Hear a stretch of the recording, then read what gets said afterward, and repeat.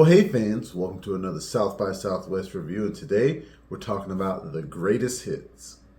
So, The Greatest Hits is a romantic drama written and directed by Ned Benson, starring Lucy Boynton, Justin H. Min, and David Corenswet.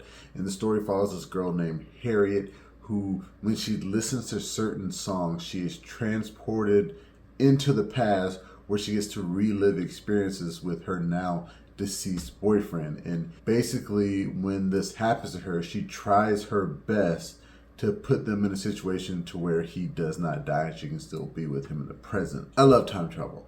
I love time travel movies. When you throw in an element of time travel, time loops, anything of that nature, I am there. And I love that there's so many things you can do with that genre.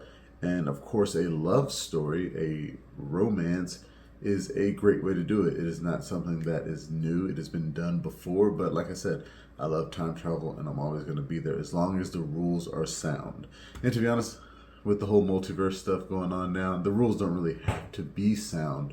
So that intrigued me from the onset. And when you throw in music, I'm a big fan of music. It sounds like it's going to be a winner. This film is okay. It's a nice, solid film. It definitely feels like it came out 10 years too late. This definitely feels like an early 20-teens movie, somewhere around like 2013, 2014. You got the smaller cast, a simple story. And I like movies like that. There's nothing wrong with that. But I definitely see why this is having a limited theatrical release and mostly going to streaming, because that's just the type of movie it is, and that's the kind of game it is now. Lucy Boynton, she is a terrific actor. I really enjoyed her in this role. To be honest with you, when I first started watching this, for some reason I thought she was Maya Hawke. Like, they favor each other a lot. They should definitely do a movie together playing sisters or cousins or something in the future.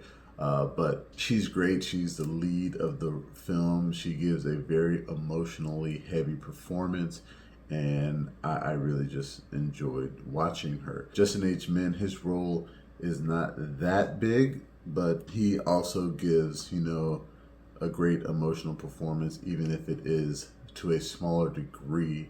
The smallest role in the film is David Corenswet, who will be our new Superman. He plays Harriet's deceased boyfriend, Max, and you basically see him in I'm going to call them like flashbacks when she travels back in time. And, it's a fine role. It really could have gone to anybody. But of course, at the time that this was filmed, David Corenswet was not on the rise like he is now. But I think he did good in his role. He's very likable. You can see why she really doesn't want to let this guy go.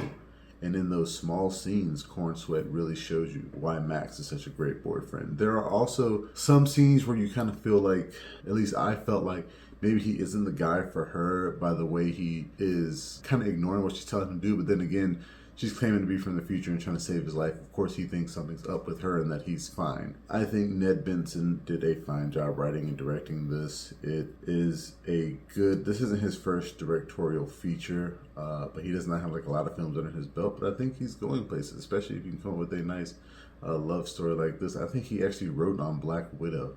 But that just shows some improvement for him. And I mentioned the music earlier. There are a lot of needle drops in this. Of course, that is what the whole film is about music. And I recognize some of the songs. I'm not going to say I know them all, but there's some Nelly Furtado in there and stuff of that nature that, it's fun to listen to while you're watching. In terms of a score, I'm going to go ahead and tell you that the film, I'm going to give it like a solid 6 out of 10. It's a small scale time travel romance. So what's not to like about that?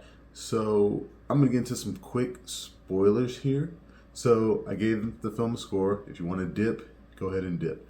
So, spoiler time. At the end of the film, Harriet makes the tough decision, of course, to go back in time and change something so drastic that the future is going to be different. She decides that she is not going to date Max. This way, he will survive, even if it is not with her. So she's basically giving up on the love of her life so that he can live. And it's fantastic. It really tugged at my heartstrings at the end.